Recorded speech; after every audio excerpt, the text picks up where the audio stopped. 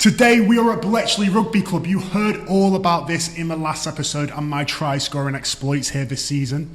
But we've got something more exciting to talk to you about. And where are we taking them today, Aston?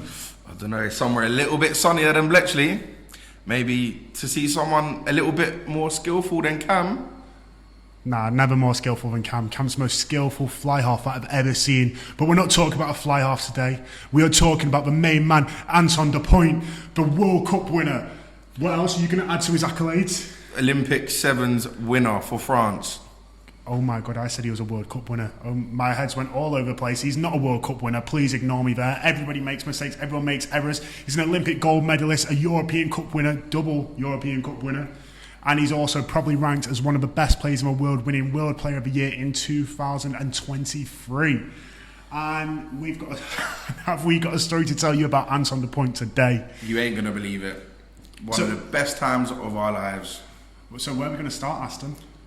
Where do we start? I think we go right back to the start from when you got the message that this opportunity might be available. Okay, let me take it away. So, as we mentioned, this episode we're talking about Antoine DuPonts.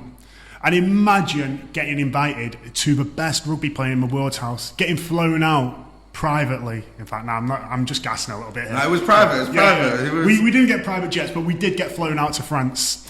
And we sat next to each other. Yeah, we sat next to each other. We actually were in the cockpit of the plane, flying the plane to France. Yeah, I can't believe they trusted him to do it. But let's start all the way from the beginning. So, me and Aston, to cut straight to it, we got invited to Antoine DuPonts' family home. And it all started after work. I was at home and I got a little phone call. I was like, answer the phone. It was like, do you want to go to Antoine DuPonts' house? And I was like, what do you mean do I want to go to his house? And I went, well, do you want to go to Antoine DuPonts' family house?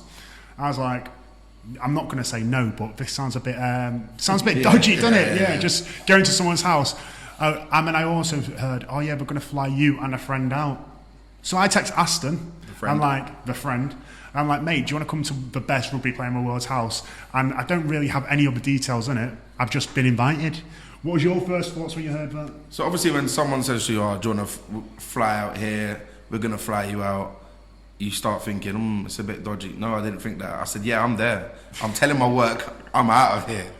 And the thing is, what makes it even madder is we found out probably 5 days before. Yeah. So we had to contact work, ask for days off at work, and then get our stuff ready and fly out. So we were invited by Airbnb, so it's not as dodgy as it sounds. And what was happening is Antoine was putting his family home up on Airbnb for a lucky family to win.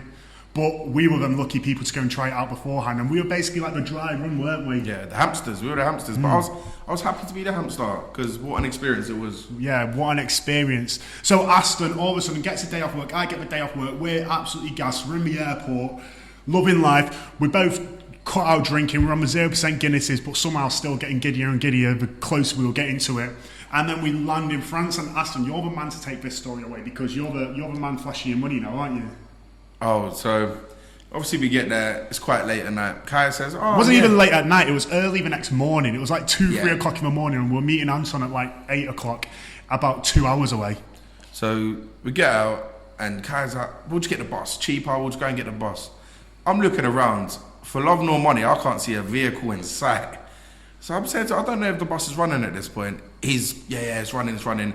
Anyway, turns out I was convinced it was running. I'm a bus sort of guy, save money, public transport, but either way, Aston was right. And I was right. So I said, you know what, don't worry, I've got this. I've got this special app called Bolte, and ordered a cab. What turned up? Was it a Prius? Mate, what do you drive? Was it a Prius? Well, wait, why are you mixing? It wasn't a Prius. What do you drive? A Tesla turned up because they saw my account on Bolte. And they said, no, this guy deserves the best. I said, Kai, don't worry about your boss. It ain't coming. Jump in my He's cab. a money man. You know what? I asked him what he was driving, and that's a trick. This guy, he gets chauffeured about. I mean, by the tube, underground, all of that. This guy... It's overground trains as well, and buses. Thank you very much. Not just tubes. And those line bikes too. Yeah. I mean, they're pretty lit as well. I'm not even going to lie. Yeah. There you go. I've got one here, actually. Yeah. So anyway, we get in this Bolt, and then next up was our hotel. Get to the hotel at like 2 o'clock in the morning, 3 o'clock in the morning, and I say, hi, my name's Kai Fagan. In fact, before that, we were stood outside the hotel for about nearly an hour waiting to get in. Knocking Yeah, on I'm knocking everything. on the door. I'm thinking, how can a hotel not have like 24-hour concierge? You know, Life's different now. He won Love Island. He expects that now. Sure. Life's different. Yeah. Nah, sure. But yeah, sure. Yeah, but anyway, we get here, and then the guy finally comes out, go to the reception, and I'm like, yeah, my name's Kai Fagan, you should have a booking for me. He said, who? He said, who? I go, what about Aston? He said, oh, yeah, no, we ain't got a booking for you, Aston. And then we went, what about Aston from scoring tries? And he was like, yeah. welcome in. Come straight up, your room's there. But now, all jokes aside, he had no booking for us. It took him about half an hour to realise that we weren't even at that hotel, that we were at the Twin Hotel across the road, but he magically remembered 30 minutes later even existed. And yeah, either way, we got back to the hotel, had a bit of a nap, and then we got up early to go to Antoine's house the next day. Yeah, it was good. We got a nice little chauffeur, as obviously I'm used to that. Chauffeur taken out to his house, which is like an hour and a half away from anything else. I was looking around thinking, is there anywhere to go a bit later, maybe into maybe a little pub or something? There wasn't nothing. I was seeing cows and horses, and that's it. Yeah, and this guy, to get to his family home where he grew up, you had to drive for about 2-3 hours before you even got to society. This guy had the most humble upbringing you could possibly think of. So after this 2-3 hour drive, we arrive at this. It was like a bit like, it was very modern, but it was also very typically French as well house. Yeah. Bit of a barn, wasn't it? And we stayed in a side house. It's like a little motel type thing, wasn't it? Like different rooms. With a pool in front of it. And then we go, oh, come and get some food. So we get some food. Aston's eating everything, drinking everything, eating like these like shavings of ham. And you need to remember this for later on in the story. These shavings of ham. It's a big ham leg just there in the middle of everything. And this might not sound like even worth listening to right now, but you need to remember this for later on. Anyway, after that, we're like, where's the main man? We've flown all the way across Europe to get here to meet Anton, and he's still not here. Then, what happened? Just in the distance, I saw a cap just walking into the house bit. And then he comes out. And do you know what he comes out and does? He comes out and shakes the hand of me. He goes, hi, welcome to my gate. I don't know what gate means, but I just kept hearing it when we were over there. I think it's French for house or something. And he was like, you know, do you want to come and play some ball with me? I'm like, yeah, man. Okay, let's go and play some rugby. And this guy, like I said, humble upbringings, massive, typically French house. He has a full-size rugby pitch at the back of his land. And a tennis court? Yeah, and a tennis court. It must have been about, how many acres of land do you reckon he has? I ain't gonna lie, what is an acre? Should we quantify it in rugby pitches? Yeah. If you were to quantify it in rugby pitches, I would say his family estate probably had about 100. Yeah, about 100 rugby pitches in it. So this guy has a lot of land in there, and we were just staying in part of it. So anyway, we walked for about 10 minutes to get to his rugby pitch at the end of his land. And Aston's got his boots on. Actually, no, I gave my boots to Max Brown. Oh yeah, Max Brown. And I paid in my trainers because, again, as you saw in the first episode, I'm a selfless person. I want everyone else to succeed. I don't really care that much about myself. He's not selfless. He's capping. I'm selfless. But anyway, so Max Brown was walking about in my shoes, and what happened next? We got to the rugby pitch. Yeah, so there's me, Aston, Max Brown. You probably already know who he is if you're listening to this. And then like a couple of other families. So there's probably about 10 people there, wasn't there? Ranging in ages, youngest probably being about 7. Anyway, we played touch rugby. It's 5-on-5. Anton's playing. Aston's on Anton's team. And as you already know, Aston really likes trying hard. He's a tryer. My God. He's throwing goose steps. I knew this was going to happen. So Aston's throwing goose steps in front of 5-year-old kids, running around them and celebrating just because he's on the same pitch as Anton. Anton's looking at him thinking, you know what, this guy's got a bit... I don't know what you were trying to do, but I think he was trying to get a trial for somewhere, change nationality and play for a French national team as well. Yeah, well, couldn't be any worse than Jamaica's national team. Shade. Obviously, they stepped on the pitch, and everyone knows the rules. If you step on the pitch, I don't care if you're 5, if you're 55, I'm going to treat you the same way. But so he's going to treat you the same way, okay? And he's talking about stepping all these kids. Step in, yeah. But he also got stepped by Max, and I'm going to insert the video right here. Max sent into the shop, so he couldn't even do anything. The embarrassment, he just carried on running. He ran back to England, he ran across the English Channel, and you know what? Back before you know it. Yeah, if we all know how the influencer life is, and if you think that was a real video and you think I was actually trying to tackle him, then there's something wrong with you. I think we all know what happened in that video. I got a little change in my pocket to make Max look good for his videos. And again, selfless guy. I'll do that for my friends. Stop capping, mate. Stop capping. So anyway, I probably said that about 1,000 times in here, but there's just so much that I need to get through. And just to let you all know about this amazing time that we had with him. So anyway, Antoine is absolutely tearing us to pieces. The guy didn't throw a normal like pop pass, like short pass or anything. All of his passes were out the back of his hand, weren't they? Like 30, 40 yard passes. Did you see the 40-yard pass he done? To you when you scored a try. To me, yeah. So Antoine did a 40-yard pass, just span it out the back to Aston. Aston caught it, did a swan dive, celebrated in front of the kids again. But what a talent that guy was. And what I've got to say as well, I've got to echo this. He is such a humble, honest, lovely guy. He was, it was just like a pleasure to be around, and he was a pleasure to meet. After the rugby, we go off and there's like a bit of a signing session, and he signs my rugby ball, he signs Aston's rugby ball. He does what? He signs your rugby ball. Why are you going to shove a man down? Oh, what's this? I'm just going to show you this. To Aston, best teammate, DuPonts. This here. That might be his best teammate, but I've actually got a ball that I'm going to insert on here. And he goes, to Kai, you're a beast, best winger. That guy knew playing touch rugby that I am an absolute talent, beast, fast, quick, has try-scoring instinct. He knows that I've got everything that you need to be a good winger. But I think I want to echo what you said about the most humble. Like we've done last season, we've had about 8 professional players on there. But with him, he just looks like the most humble out of everyone we've interviewed. That's no shade. That's just showing that he just, I don't know how to explain. You know what I mean? Yeah, no, like he was very giddy, very like just. It was like he was happy to be there. He wasn't there because he had to be. Yeah, and you know what? And you could just tell that he absolutely loves rugby, and he gets it. He gets the fans. There was this young kid. There was a few kids there, and they were obsessed with him. They were massive Toulouse fans, French national team fans, and they were starstruck over him. The guy took his trainers off, signed his trainers, and gave them to him. He was like walking around in his socks for a bit because he just knew the happiness that could bring to him. So Antoine, he deserves all the praise he can possibly get. 100%. Just got a question for Kai. Do you think it was a good question what Max asked Antoine about his favourite English rugby player?